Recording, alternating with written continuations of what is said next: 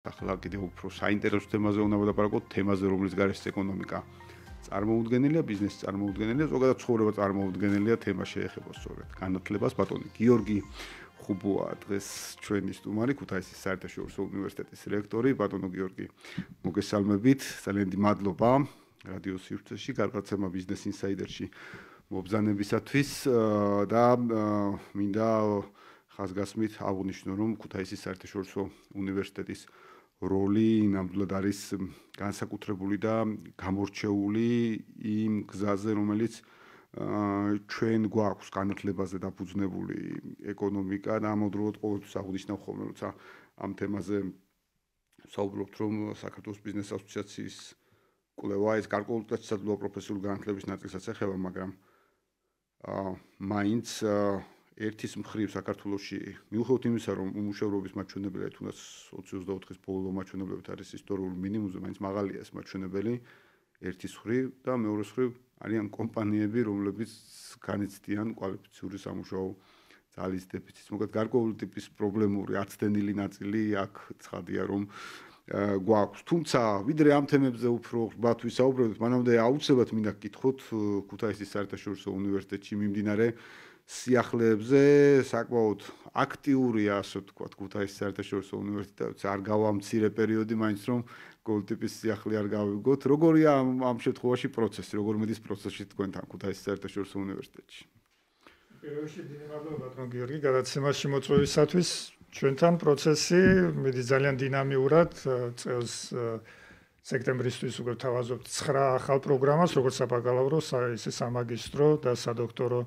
ანუ 9 პროგრამამდე ავიდა უკვე უნივერსიტეტში. 9 ახალი პროგრამა პლუს 3 რაც აქამდე მოქმედებდა, ანუ მთლიანობაში 12 პროგრამა. ეს რა თქმა უნდა გაიზრდება, ჩვენ გვაქვს ძალიან არა მხოლოდ ამბიციური გეგმა, არამედ რეალისტური გეგმა, რომ ქუთაისის საერთაშორისო უნივერსიტეტმა შეცვალოს, რადიკალურად შეცვალოს უმაღლესი განათლების ლანდშაფტი საქართველოში. ჩვენ თავაზობთ არა მხოლოდ ახალ პროგრამებს, არამედ ახლებურ მიდგომას, ისეთი მაგალითად ჩვენ ვიწყებთ სამართალმცოდნეობის ახალ პროგრამას, თითქოს კლასიკური და სხვადასხვა ერთ-ერთი ყველაზე კონსერვატიული მიმართულება სამართალი, მაგრამ აქ ჩვენ ვთავაზობთ იქ სადაც თქვენ ხართ წარმოუდგენელია, რომ სამართლის ნაწილი არ იყოს ამავდროულად. ნამდვილად ეხლა თუნდაც პროფესიული სოლიდარობის ნიშნიდან გამომდინარე. დიახ, ეს უბრალოდ მცირე გადახოვა უკაცრავად. მაგრამ ჩვენ აქ ვთავაზობთ ახლებურ მიდგომას, რაღაც მე ვერ ვიტყვი რომ რაღაც გამორჩეულ ესეთ ექსპერიმენტს ვატარებთ განათლების სფეროში, რა თქმა უნდა, მაგრამ ვთავაზობთ სწავლების ახალ მეთოდებს, ახალ მიდგომას.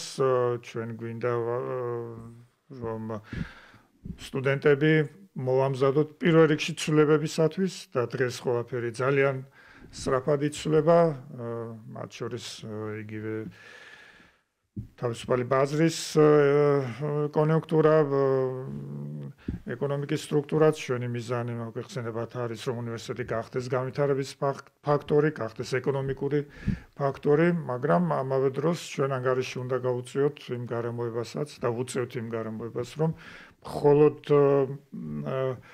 ეს პოპულარული თეზა, რომელიც მე ვფიქრობ, სწორი ნამდვილად არ არის და ესეთი ილუზორულ მოლოდინებსაც, არასწორ მოლოდინებსაც აყალიბებს საზოგადოებაში, რომ უნივერსიტეტი უნდა იყოს ორიენტირებული შრომის თავისუფალი ბაზრის მოთხოვნებზე. დღეს ისე სწრაფად იცვლება თავისუფალი ბაზრის კონიუნქტურა, რომ ვერც ერთი დამსაქმებელი, თუნდაც 2 ან 3 წლიანი პერსპექტივით ვერ იტყვის, როგორი იქნება ბაზრის კონიუნქტურა. ანუ დღეს მე რო და უნივერსიტეტში რაც პროგრამა დავიწყო იმის გამო, რომ თუნდაც დღეს არის აქტუალური და დასაქმების კუთხითაც არის ძალიან დიდი მოთხოვნილება, შეიძლება მოხდეს ისე, რომ 2-3 წელიწადში საერთოდ შეიცვალოს კონიუნქტურა და შესაბამისად სამართალმცოდნეობა ვახსენეთ სხვადასხვა ერთ-ერთი ყველაზე მართლაც კონსერვატიული დარგია, მაგრამ შარშანდელი კვლევებით დადასტურებულია, რომ იურიდიული ფაკულტეტის დამთავრებიდან 5 წელიწადში 25 სამართლის ახალი დარგი ყალიბდება. ის კი არა რომ ინფორმაცია ახდება, არამედ სამართლის 25 ახალი დარგი ყალიბდება. ეს ნიშნავს, რომ არსებითად იურიდიულ ფაკულტეტზე რასაც ასწავლი კლასიკურ დარგებს, კლასიკური სტანდარტული მიდგომებით უკვე არ არის ადეკვატური თანამედროვე გამოწვევის. ამიტომ ზოგადად ჩვენი უნივერსიტეტის პოლიტიკა ეფუძნება სწორედ ამ თეზის, რომ ჩვენ სტუდენტებს რაღაც მზა რეცეპტები კი არ უნდა მივცეთ, ვასწავლოთ და შემდეგ შვიდად უთხრათ, რომ ამის შემდეგ თქვენ მზად ხართ დაძლიოთ ნებისმიერი გამოწვევა, არამედ მივცეთ სწორედ ისეთი განათლება, ცოდნა, რომელიც მათ მოამზადებს ამ ცვლილებებისათვის, რომ მერე, როდესაც ისინი უშუალოდ დადგებიან ამ ცვლილებების წინაშე უნივერსიტეტში მიღებული ცოდნა აძლევდეს ამ ცვლილებებისადმი მაქსიმალურად მოკლე ვადაში ადაპტირების შესაძლებლობას. იმიტომ დღეს რაც ხდება განვითარების თვალსაზრისით, ახლა ასეთი ინდუსტრიული რევოლუციები ბევრი გამოუვლია კაცობრიობას, მაგრამ დღეს მიმდინარე დიგიტალური რევოლუციის ერთ-ერთი ყველაზე დიდი გამოწვევა არის სწორედ ის, რომ დრო არ აქვს ადამიანს ადაპტირებისათვის. დროის განზომილება სრულად შეიცვალა. ადრე თუ საკმარისი იყო დრო, რომ ამ ცვლილებებისთვის ფეხი აეწყოთ ადამიანებს, ერებს, სახელმწიფოებს, დღეს იმდენად დინამიური და სწრაფად ცვალებადი გახდა ეს მსოფლიო, რომ და ეს ეხება უნივერსიტეტებსაც. შეუძლებელია უნივერსიტეტები, რომლებიც არსებობენ მე-11 საუკუნიდან მოყოლებული და პრინციპში ფორმატი საუნივერსიტეტო განათლებისა არ შეცვლილა, ლექციის ფორმატი იგივე დარჩა, შინაარსი იცვლება, მაგრამ შეუძლებელია ეს ფორმატი იყოს ადეკვატური იმ გამოწვევებისა, რომელსაც თანამედროვე განვითარება გვთავაზობს. აბსოლუტურად გეთანხმებით. მე ასევე მქონდა პატივი ყოფილიყავი ქუთაისის საერთაშორისო უნივერსიტეტში, მენახა ინფრასტრუქტურა და მოგეხსენებათ, რომ ხშირად გამოწვევებზე საპასუხოდ ამაზე შეიძლება ბევრი ვისაუბროთ, რომ ცოდნის მიღება ყველგან არის შესაძლებელი, მაგრამ სწორედ თანამედროვე მოთხოვნებიდან გამომდინარე დიდი მნიშვნელობა ენიჭება ასევე ამ ინფრასტრუქტურულ ნაწილს, როგორ ვაწვდით ამ ცოდნას, როგორ გარემოს ვქმნით და ჩემი შეფასება მართლაც განსაკუთრებულია ქუთაისის საერთაშორისო უნივერსიტეტთან მიმართებაში.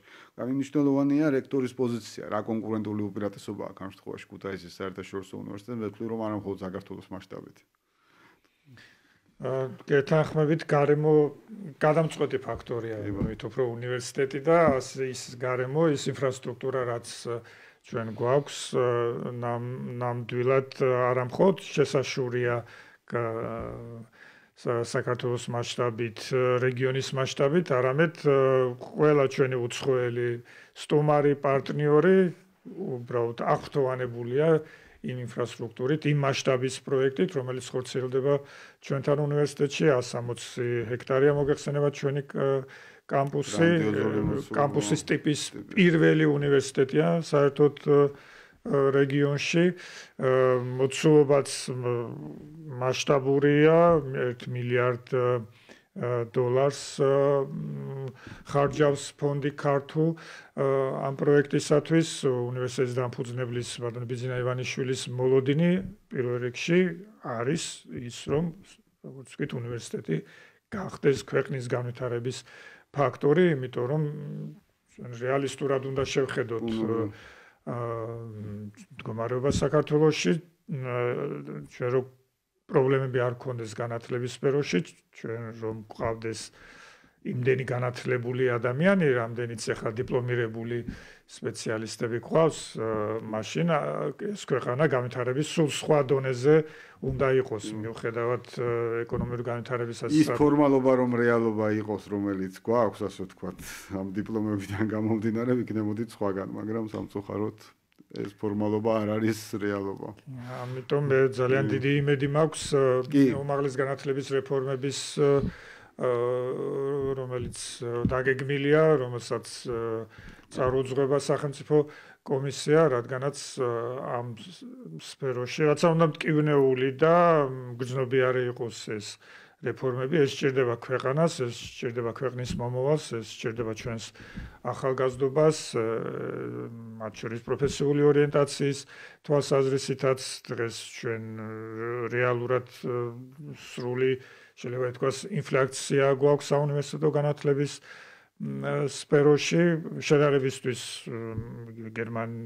გერმანიაში სკოლის კურსდამთავრებულთა 60% ირჩევს პროფესიულ განათლებას. საქართველოში მხოლოდ 6% ირჩევს პროფესიულ განათლებას და 10-ჯერ ნაკლები და ყველას უნდა ისწავლოს უნივერსიტეტში. დღეს ჩვენ საქართველოში გვაქვს 65 უნივერსიტეტი, შედარებისთვის გერმანიაში, რომელსაც ყავს 82 მილიონი მოსახლეობა, არის 104 უნივერსიტეტი.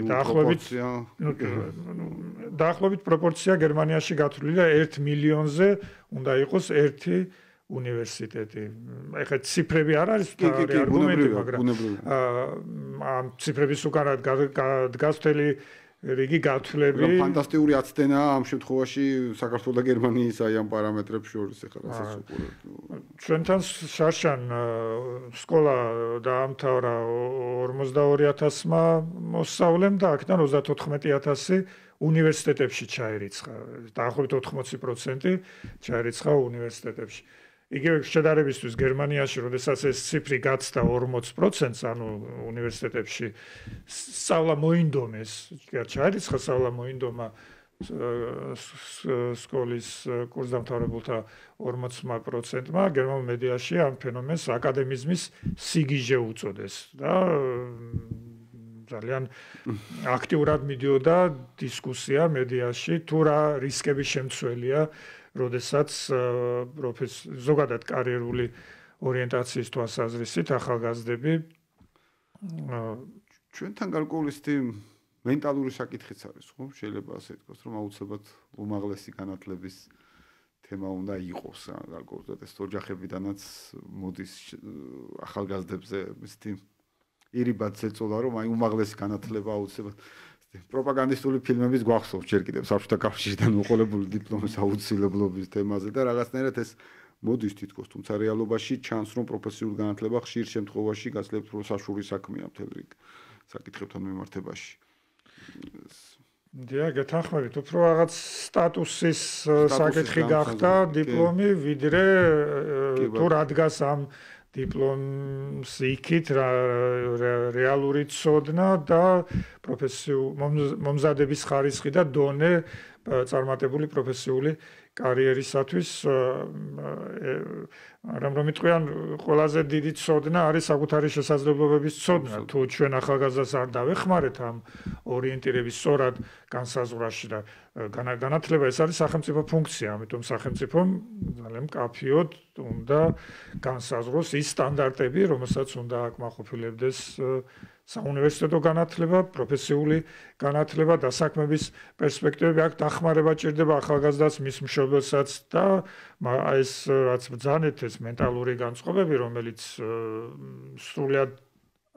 სრულიადაც არ არის უწყინარი და შეიძლება და დაკავშირებულია ძალიან დიდ რისკებთან, მათ შორის სოციალურ რისკებთან, იმიტომ რომ უნივერსიტეტების და ნებისმიერი უნივერსიტეტის შეფასების ორი უმთავრესი პარამეტრია. ერთი, რა პერიოდში პოულობს უნივერსიტეტის კურსდამთავრებული თავის სპეციალობის მიხედვით სამუშაოს და როგორია მისი საშუალო ხელფასი და რეალურად ჩვენ ძალიან დიდ პირველ რიგში დროის ინვესტიციას ვახორციელებთ საუნივერსიტეტო განათლების სფეროში, მაგრამ შემდეგ უკვე დასაქმების პერსპექტივის და რეალური დასაქმების კუთხით, რომელიც ადეკვატური უნდა იყოს მის დიპლომთან, იქნება ეს უნივერსიტეტის დიპლომი თუ პროფესიული განათლების დიპლომი, გვაქვს ძალიან არაადეკვატურია ეს პროპორცია. კი ბატონო, თქვენ ახსენეთ სწორედ მთავრობის როლი და ხაი საქართველოს მთავრობა ავრცელებს ინფორმაციას, სწორედ რომ საქართველოს პრემიერ-მინისტრის ხელმძღვანელობით გაიმართა უმაღლესი განათლების რეფორმის სამთავრობო კომისიის სხდომა, სადაც განხილული იქნა უმაღლესი განათლების სისტემაში არსებული გამოწვევები ინფრასტრუქტურის განათლების კუთხით და პრემიერმა ხაზი გაუსვა განათლების სისტემის თვისობრივად გარდაქმნის მნიშვნელობა სწორედ ის საკითხია, რაზეც პრინციპში თქვენ საუბრობთ, რომ ნამდვილად 4 წელიწადში არის ამბიციური, თუმცა მე ვფიქრობ რეალისტური გეგმა თუ რეფორმა მართლაც გაკეთდება, ასე ვთქვათ, ჩატარდება, რომ 4 წელიწადში ჩამოყალიბდეს სობრიოდ განახლებული სისტემა, რომ რეალურად ევროპული ხარისხის უმაღლესი განათლების მიღება შეძლონ ქართველმა სტუდენტებმა, მთავრობამ დაიწყო ისეთ კონკრეტული კმეთი ნაბიჯების გადადგმა ამ მიმართულებით და ამის მონაწილე ხართ თქვენს ამ შემთხვევაში. ძალიან საშუალია ეს რეფორმები, იქნება ვთქვით, საკმაოდ ტკივნეულიც, მგრძნობი არეც, მაგრამ ეს არის აუცილებლად გასაკეთებელი თუ ჩვენ გვინდა რომ ქვეყანა განვითარდეს სწორი მიმართულებით და ეს იქნება ყველაზე დიდი დახმარება სწორედ ახალგაზრდების მიმართ გაწეული, მათი მშობლების მიმართ გაწეული, ძალიან ვიცი რომ დაგეგმილია ძალიან კომპლექსური ღონისძიებები, რადგანაც განათლება ეს ეხება თითოეულ ოჯახს და შესაბამისად მინდა მხოლოდ წარმატება უსურვო სახელმწიფო კომისიას, რომელიც განათლების რეფორმის მიმართულებით შეიქმნა და დარწმუნებული ვარ ეს ღონისძიებები წარიმართება აკადემიურ საუნივერსიტეტო საზოგადოებასთან აქტიური დისკუსიის და დიალოგის ფორმატში, იმიტომ რომ ყველაზე დარწმუნებული ვარ, იმიტომ კი არა რომ მე ამ შემთხვევაში განათლების სფეროს წარმოადგენელი ვარ, ყველაზე კომპლექსური და რთული იქნება სწორედ ამ სფეროში განსახორციელებელი რეფორმები. კი ბატონო, აბსოლუტურად გეთანხმებით, მეც ასე ვთქვათ, ამ სფეროში ბიცებს ყოფნა 2009 წლიდან ვაკვირდები ეს ტენდენციას უფრო ბიზნეს განათლების მიმართულებით და სრულად გეთანხმებით, რომ არ იქნება მარტივი, იქნება რთული საკითხები, მაგრამ ეს არის საკითხები, რომელიც თუ არ გადაიჭრა, ჩვენ ეს და იგივე წრეზე მოგვიწევს ამ შემთხვევაში სიარული მუდმივად. მაგრამ მე ვფიქრობ, რომ ქუთაისის საერთაშორისო უნივერსიტეტი ასევე კარგი მოდელია იმის საჩვენებლად, რა არის რეალურად წარმატების მაგალითები. იყო ასევე პირველი გამოშვება ვნახეთ ჩვენ ახლა თქვენი დაკვირვებით რამდენად მზარდია თვითონ უნივერსიტეტის პროგრამების მიმართ ინტერესი, როგორია, აი მიხოთ იმისა, რომ აი ახალი უნივერსიტეტი ხომ კი თქვათ ვისაუბრეთ ინფრასტრუქტურის მნიშვნელობაზე ასე შემდეგ, მაგრამ მიხოთ ამისა ეს სიახლე გარკვეულწილად აჩენს ხოლმე, სიახლე სჭირდება რაღაცა დრონდობის მოსაპოვებლად. თუმცა თითქოს თქვენი უნივერსიტეტის შემთხვევაში ეს რაღაც შედარებით სწრაფად მოხდა. ეს ტენდენცია როგორია ახლა პროგრამებთან დაინტერესებასთან მიმართებაში სტუდენტების მხრიდან? ეს დინამიკა ძალიან კარგია და სასიამოვნოა ამ ფაქტის აღნიშვნა. ჩვენ როგორც ახალდაფუძნებულ უნივერსიტეტს, შარშან გვყავდა პირველი გამოშვება, ძალიან ბევრი უპირატესობა გვაქვს იმ თვალსაზრისით, რომ უფრო მოქნილად, დინამიურად შეგვიძლია ცვლილებები გავატაროთ, ახალი პროგრამები შევთავაზოთ. თვითონ ეს პროექტი ჩაფიქრებულია იყოს სწორედ ერთგვარი მოდელი, რომელზეც მე შეიძლება ორიენტირებული იყვნენ სხვა უნივერსიტეტები, როგორც წარმატებულ მოდელზე. სიახლე, ყველაზე დიდი სიახლე მიდგომის თვალსაზრისითაც უნივერსიტეტის თავაზობს არის სწორედ ჯერ ერთ თვითონ მეწარმე უნივერსიტეტის კონცეფცია, ჩვენ ვამბობთ, რომ უნივერსიტეტიც არის მეწარმე, ოღონდ ცოდნის მეწარმე, ცოდნა ერთ-ერთი ყველაზე დიდი ინდუსტრია და ცოდნაზე დაფუძნებული ეკონომიკა, როგორც თქვენ ბრძანეთ, ეს მხოლოდ ეს ქმნის დღეს გარანტირებულ მომავალს ერებისთვის, ქვეყნებისთვის. ჩვენ უნივერსიტეტის მიმართ ნდობას პირველ რიგში განაპირობებს ის მაღალი სტანდარტი და ასევე საკმაოდ მაღალი მოთხოვნების დონე, რომელიც ჩვენ უნივერსიტეტში გვაქვს, ჩვენ გვყავს ყველაზე საუკეთესო, ჩვენთან მოდის ყველაზე საუკეთესო ნაწილი სტუდენტებისა გამოცდებზე მიღებული შედეგების მიხედვით და ჩვენ ასევე ვთავაზობთ ევროპის სამყარო უნივერსიტეტებში ყველაზე აპრობირებულ პროგრამებს. თქვენი პარტნიორობის შესახებ მინდა მეკითხა საერთაშორისო პარტნიორობის შესახებ, რომელიც თქვენ დასაწყისიდანვე პრინციპში პირდაპირ ასე რომ ვთქვათ, წახვედით ამ მიმართულებით, რომ საერთაშორისო პარტნიორობა ყოფილიყო გამორჩეული თქვენი უნივერსიტეტის ასე გრძელდება დღესაც, ხომ განსაკუთრებით.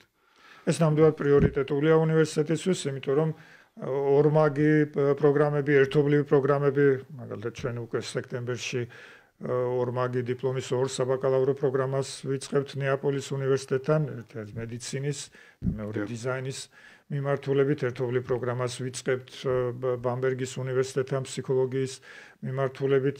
ორმაგი დიპლომი ნიშნავს არა მარტო უნიკალურ შესაძლებლობას, რომ ჩვენმა სტუდენტებმა აქვე ქუთაისში მიიღონ როგორც ჩვენი ქართული დიპლომი, ისე დიპლომი, რომელიც ევროპაში აღიარებული, არამედ პირველ რიგში ეს არის გარანტირებული ხარისხი, ეს ნიშნავს ძალიან ინტენსიურ თანამშრომლობას, ინტენსიურ გაცვლით პროგრამებს, შესაძლებლობა ჩვენი სტუდენტებისათვის, რომ მათ მინიმუმ 1 სემესტრი ისწავლონ ევროპის სამყარო უნივერსიტეტებში და ძალიან მნიშვნელოვანია ეს პერსპექტივა ასევე ჩვენი პროფესურისთვის, იმიტომ რომ ჩვენი პროგრამები აგებულია ეგრეთ წოდებულ ტანდემ მოდელზე, ანუ საგანს ყავს ორი თანახმწვანელი, ერთი ქართველი პროფესორი და მეორე რომელიმე ჩვენი ევროპული უნივერსიტეტის პროფესორი, რაც ჩვენ როგორც აკადემიურ პერსონალს ისე სტუდენტებს აძლევს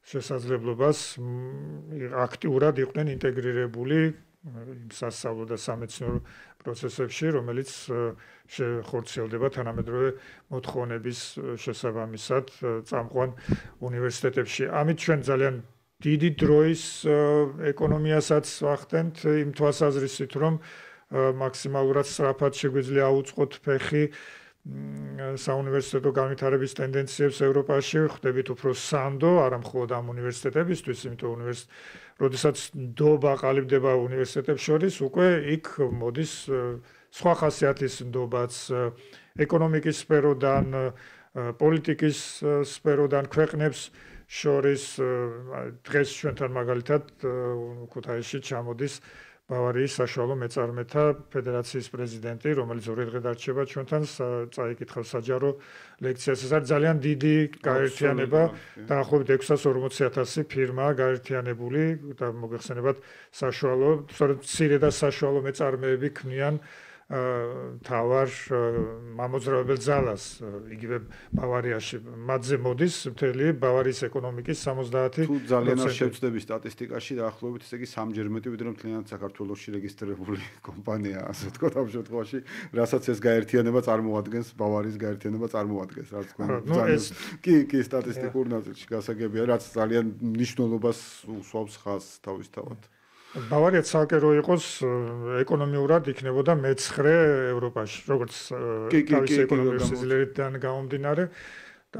აი ასეთი კონტაქტები საბოლოო ჯამში არ შეიძლება მხოლოდ წმინდა სამეცნიერო პარამეტრით იქნეს შეფასებული, იმიტომ რომ ეს ნდობა გაჩნდა სწორედ იმის გამო, რომ ჩვენი პარტნიორი უნივერსიტეტი არის მიუნხენის ტექნიკური უნივერსიტეტი და იქიდან ჩამოსული პროფესორად აღიარებს, რომ ის სტუდენტები, რომლებთანაც ქართველი სტუდენტები ქუთაისის საერთაშორისო უნივერსიტეტში, რომელთანაც ისინი ატარებენ ლექციებს, მათთან მუშაობა არის უბრალოდ სასიამოვნო.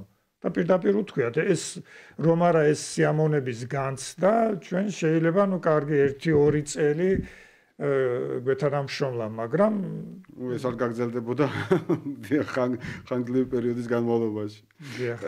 აუცილებლად მინდა გითხოთ, აი ბიზნესთან თანამშრომლობა ახსენეთ ამ შემთხვევაში თანამშრომლობა ცხადია ეს ნაწილიც, რაც რაზეც თქვენ საუბრობთ ბავარიის შემთხვევაში. რამდენად ცდილობთ, რომ მათ შორის საქართველოშიც ქართულ კომპანიებთანაც გქონდეთ კომუნიკაცია, ასე ვთქვათ, რამდენად მნიშვნელოვნად თვლით ზოგადად ბიზნესის და უმაღლესი განათლების ამ შემთხვევაში თქვენი უნივერსიტეტის მაგალითზე ჭიდრო თანამშრომლობას. ეს არის გადამწყვეტი ფაქტორი უნივერსიტეტის და მხოლოდ უნივერსიტეტის წარმატებისთვის. ჩვენ გვინდა და მომავალში აუცილებლად და სულ მასშტაბიანად დავნერგავთ რეალურ პროექტზე დაფუძნებული სწავლების მეთოდს, რომელმაც ეს კლასიკური ორსუბიექტიანი სქემა, რომელიც დღემდე მე-11 საუკუნიდან მოყოლებული არსებობს უნივერსიტეტებში და შედგება პროფესორისა და სტუდენტისაგან, იმთავითვე ჩანაცვლებული იქნეს სამსუბიექტიანი სქემით პროფესორი, სტუდენტი, დამსაქმებელი. ძალიან მარტივი სქემაა, სტუდენტი მიდის დამსაქმებელთან, ეუბნება რა პრობლემა გაქვთ, მე ამ პრობლემის გადასაწყვეტად ვაკეთებ რეალურ პროექტს. მთელი წარმატების თავარი რეცეპტი ამ მოდელში მდგომარეობს იმაში, რომ სტუდენტი, რომელიც დღეს არსებითად სასწავლო პროცესში დეგრადირებულია იყოს როგორც პასიური ობიექტი ამ სასწავლო პროცესში და არა აქტიური მონაწილე. იმიტომ რომ დღეს რეალურად რას აკეთებს პროფესორი ხუბუა, შედის ლექციაზე, უკითხავს მონოლოგს, თეორიას, სემესტრის ბოლოს გამოცდის სახით იგივე ინფორმაციას აბარებს სტუდენტი ბედნიერია რომ კარგი ნიშანი მიიღო, ხუბუას უხარია რა კარგად ისავა ჩემი საგანი, მაგრამ რეალურად რა, ცოდნა რომელიც ახალს არაფერს არ ქმნის, ის არ არის ცოდნა, იმას უწოდებენ კასტრირებულ ცოდნას, რეპეტიტორულ ცოდნას. არაფერი საინტერესო იმაში არ არის, რომ მე ის ინფორმაცია, რასაც მე გადავცემ სტუდენტს, მივიღო სემესტრის ბოლოს უკან. მაგრამ აქ პრობლემა იმაშია, რომ დღემდე უნივერსიტეტებმა ვერაფრით ვერ მოახერხეს და ვერ აუწყეს ფეხი იმ რადიკალურ ცვლილებას, რომელიც მოხდა არც ისე შორი წარსულის დაახლოებით 10-15 წლის წინ. აქამდე პროფესორი მართლაც იყო ინფორმაციის ძირითადი მატარებელი და პროფესორი, რომელიც 1 საათის განმავლობაში ლექციაზე სტუდენტებს გადასცემდა იმ ინფორმაციას, რაც მას ჰქონდა წაკითხული 20-30 წლის განმავლობაში, ამაში იყო მართლაც მისტიკა და ეს იყო დაახლოებით 10-15 წლის წინ. ეხლა გაცილებით უკეთესი ინფორმაციის მატარებლები არსებობს, ვიდრე პროფესორი და პირიქით. პროფესორი ეხლა უნდა დაეხმაროს სტუდენტებს, როგორ გაიკვლიონ გზა ინფორმაციის მუზარმაზარ ნიაღვარში, თუ რაღაც სწორი ორიენტირები არ მიეცი სტუდენტებს, უბრალოდ შეიძლება წალეკოს ამ ინფორმაციამ, ვერ გაარჩიონ რა არის მნიშვნელოვანი, რა არის მეორე ხარისხოვანი, მაგრამ ეს მოხდა ძალიან ცოტა ხნის წინ, ამიტომ რეალურად დღეს თავარი ამოცანა არის არა ინფორმაციის მიწოდება, არამედ სწორედ დააკავშირო ეს ინფორმაცია იმ პრაქტიკულ გამოწვევებთან, რაც სტუდენტს აქვს. თეორია, რაც უნდა კარგად ასწავლო, 2-3 თვის შემდეგ სტუდენტს დაავიწყდება. მაგრამ როდესაც ის აკეთებს ამ რეალურ პროექტს და სხვადასხვა ამ პროექტში ეს ალიანსი სტუდენტს, პროფესორსა და დამსაქმებელს შორის არ გულისხმობს არანაირი იერარქიას. აქ მხოლოდ როლებია გადანაწილებული, თორემ სტუდენტსაც ისეთივე გადამწყვეტი როლი აკისრია, ანუ არც იერარქიულად არც პროფესორი დგას მაღლა, არც სტუდენტი, არც დამსაქმებელი. პირიქით, ჩვენ სტუდენტს დობას და სითამამეს ვანიჭებთ აი ამ მესიჯით, რომ შენ შეგიძლია ეს გადაწყვიტო. დამსაქმებლის მოლოდინიც არის ის, რომ ის სტუდენტისგან მოელის იმ პრობლემის არასტანდარტულ ინოვაციურ გადაწყვეტას, რასაც ის ვერ ახერხებს მისი თანამშრომლების მხრიდან და ასეთი ალიანსი, მხოლოდ ასეთი ალიანსის პირობებში შეიძლება ურთიერთმომგებიანი ალიანსია. აბსოლუტურად, იმიტომ რომ პარტნიორულია. ეს არ არის რომ რაღაცაში დებს ინვესტიციას და არა, ეს არის სწორედ ყველა მხარე არა და ამავე დროს უალტერნატივოც არის. სხვანაირად შეუძლებელია ჩვენ უნივერსიტეტები იმთავითვე ჩავთოთ ეკონომიურ პროცესში და ეს მოდელი იძლევა შესაძლებლობას, რომ ახალგაზრდობის ყველაზე ინტელექტუალური ნაწილი იმთავითვე ჩართული ყავს ეკონომიურ პროცესში და რაც ბატონო გიორგი აუცილებლად მინდა აღნიშნო, ყველაზე მნიშვნელოვანს, რასაც ამ დროს სტუდენტი სწავლობს, ეს არის რისკი და სითამამე. იმიტომ რომ ყოველთვის ყველა პროექტი არ გამოდის, რა თქმა უნდა, მაგრამ ნებისმიერი მათ შორის წარუმატებელი მცდელობაც უკვე დიდი გამოცდილება და რისკის გარეშე შეუძლებელია ბიზნეს უნარების განვითარება. გერმანიაში სხვა შორის დაახლოებით 0.3% უნივერსიტეტის კურსდამთავრებულების აფუძნებს საკუთარ ფირმას, რაც ძალიან ცოტა პროცენტია. მაგრამ ის უნივერსიტეტები, სადაც დანერგილია რეალურ პროექტზე დაფუძნებული სწავლების მეთოდი, იქ ეს ციფრი 9-11%-ს აღწევს, იმიტომ რომ სტუდენტი იმთავითვე აი ამ რისკის საკმაოდ მნიშვნელოვნად აღემატება, დიდია სერიოზულად და რაც თავარია, მე უნივერსიტეტის მერე ისინი ცდილობენ თვითონვე დააფუძნონ ფირმამ, თვითონვე იყვნენ დამსაქმებელი და არ იმუშავენ, ასე ვთქვათ, სხვებისთვის. კი ბატონო, აუცილებლად მინდა გკითხოთ ბიზნესთან ერთად თქვენი თანამშრომლობა სახელმწიფო სექტორთან, იქნება ეს ეროვნული ბანკი, საქპატენტთან ძალიან წარმატებული თანამშრომლობა და რა თქმა უნდა ინოვაციების და ტექნოლოგიების სააგენტოსთან. როგორია თქვენი, ასე ვთქვათ, შემდგომი გეგმები და მიმდინარე თანამშრომლობის ნაწილი აქ?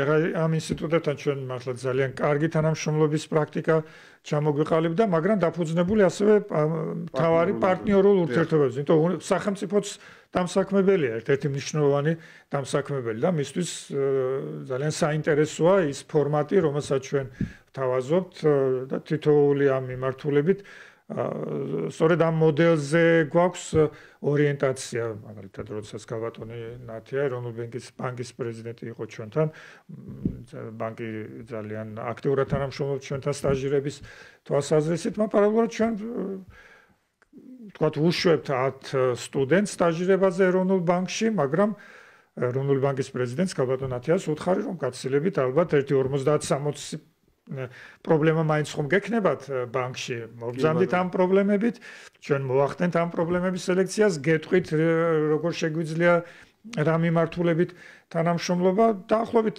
ერთ კვირაში მთელი დელეგაცია იყო ჩამოსული ეროვნული ბანკიდან, იმიტომ რა თქმა უნდა მათთვისაც საინტერესოა იმ რესურსის გამოყენება, რომელსაც ჩვენ ვთავაზობთ უნივერსიტეტში, აი პულსხო პირველ რიგში ინტელექტუალური რესურსის თვალსაზრისით და მე უკვე ყალიბდება ასეთი აქტიური თანამშრომლობის ფორმატი საქპატენტთან ჩვენ ერთობლივად ვახორციელებთ ინტელექტუალური საკუთრების სოფლიო ორგანიზაციასთან მოგეხსენებათ ძალიან საინტერესო სამაგისტრო პროგრამას, რომელსაც ასევე ქვია ინტელექტუალური საკუთრება, მეწარმოება და ინოვაცია, იმიტომ რომ ეს აუცილებლად ინტერდისციპლინური არ სამწუხაროდ მხოლოდ მოდური სიტყვა გახდა და ცოტა გაცვდა მისი შინაარსი, მაგრამ რომ მხოლოდ ასეთი ინტერდისციპლინური მიდგომები და კვალიფიკაციით რეალურ საქმიანობაში ასეა. სამწუხაროდ და არა და თუ კომპეტენცია ეს ადრე იყო, როდესაც ერთი იურისტის დიპლომის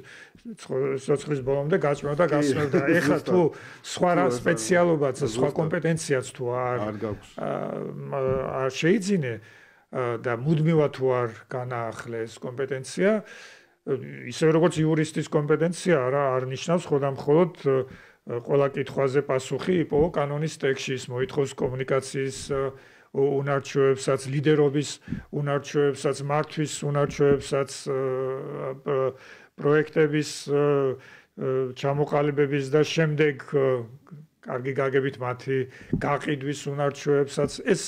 ეს არ არის მხოლოდ წმინდა იურიდიული ასე ვთქვათ კომპეტენცია, მაგრამ მოითხოვს და აუცილებელია სტუდენტს ასწავლო უნივერსიტეტშივე. ამიტომ უნივერსიტეტსა და სახელმწიფო ორგანოებს შორის თანამშრომლობა, იგივე საქპატენტის და ეროვნული ბანკის ჯიტა ჩვენთან ძალიან მნიშვნელოვან პროექტებს ახორციელებს, გვაქვს დაგეგმილი ერთობლივი პროექტების განხორციელებაც და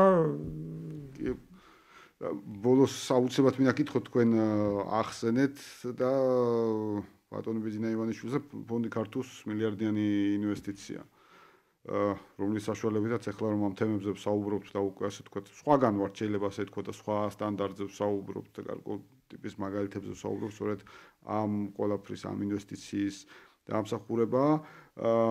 გრძელდება თქვენი თანამშრომლობა ასევე, გაქვთ გეგმები კვლავ ქართულთან ერთად თანამშრომლობის, ალბათ მეტი ინვესტირება იგეგმება უნივერსიტეტში შემდგომი განვითარებისთვის, ასე ვთქვათ, იმისთვის რომ კიდევ სხვა საფეხურზე ავიდეთ, ხო, თქვენი პროგრამების რაოდენობის და ახსენეთ ისევე როგორც ალბათ არეალის ათვისება მათ შორის ინფრასტრუქტურული უფრო მეტად მოხდება. ასეთი მასშტაბური პროექტი არამც თუ არ ხორციელდება საქართველოს განათლების სფეროში. მე დარწმუნებული ვარ, კიდევ რამდენიმე 10 წლეული არ განხორციელდება ეს პროექტი და უნივერსიტეტის დამფუძნებელს ბატონ ბიძინეევანიშვილს და მის ოჯახს მადლობა ცოტა მე ვფიქრობ ახუნებს და ვერ ასახავს თელ შინაარსს და მნიშვნელობას იმ პროექტისა რომელსაც ქვია ქუთაისის საერთაშორისო უნივერსიტეტი და აქ პირველ რიგში იმედის მომცემი არა მხოლოდ მასშტაბურობა ინფრასტრუქტურის და ფინანსური განზომილება, არამედ დამოკიდებულება და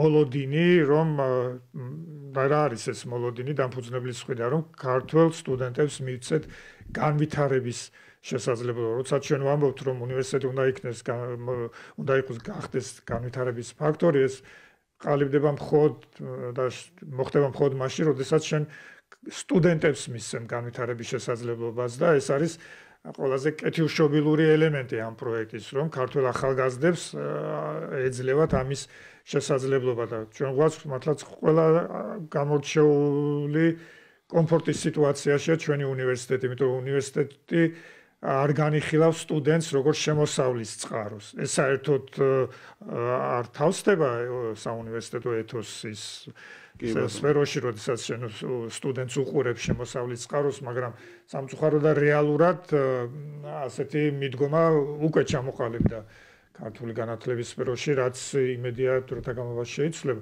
ჩვენ ეს დიდი კომფორტი გვაქვს და რა თქმა უნდა მასშტაბური პროექტები ჩვენთან კამპუსზე დაახლოებით 30,000 სტუდენტზეა გათვლილი ჩვენი კამპუსი, აშენდება ახალი საუნივერსიტეტო კლინიკა, ახალი ლაბორატორიები, სხვადასხვა ისეთი ლაბორატორიები გვექნება, რომ მაგალითად მოგახსენეთ ერთობლივ პროგრამას რომ ვაკეთებთ ნეაპოლის უნივერსიტეტთან, იტალიელმა კოლეგებმა პირდაპირ ღიად გითხრეს ასეთი დონის ლაბორატორია ჩვენ არ გვექნება და უკვე იხვეწებიან იქნება მეტი რაოდენობა სტუდენტებისა გამოუშვათ. მხოლოდ კარგის ნიშანია ესე იგი. რეალურად ნამდვილად ასე. ნეაპოლელები არა მარტო ფეხბურთში უნდა გავაოცოთ. ბატონო გია, უღრმესი მადლობა მართლაც შესაშური საქმეა ფონდი ქართულს ბატონ ბიძინეევანიშვილს ეს გადაწყვეტილება ეს წამოწყება და მე დარწმუნებული ვარ რომ იქნება გადამდება ეს ხარისხი შემართება ენთუზიაზმი იქნება გადამდებდა მთლიანად ის განათლების რეფორმის ამბიციური ნაწილი, რომელიც იგეგმება საქართველოს მთავრობის მხრიდან. მე დარწმუნებული ვარ, რომ როგორც არაერთი პროექტი მიუხედავად მთელი რიგი სირთულეებისა თუ წინააღმდეგობისა, შეიძლება ასე თქვას, გავიდა ბოლოში და მის შედეგები მივიღეთ, ასევე იქნება განათლების სფეროში, რომელიც ჩვენ ძალიან გვჭირდება, რომლის გარეშეც კიდევ ერთხელ ვიმეორებ, არ გვექნება არც ეკონომიკურის და არც ცხოვრების სტანდარტი ზოგადად და მე წარმომიდგენია რომ განათლებული ადამიანი ყოველთვის ბედნიერია და განათლებაშია ასე ვთქვათ ბედნიერება ამ კუთხით. დიდი მადლობა მინდა გადაგიხადოთ კიდევ ერთხელ სტუმრობისთვის ბატონი გიორგი ხუბუა ქუთაისის საერთაშორისო უნივერსიტეტის რექტორი იყო ჩვენი სტუმარი.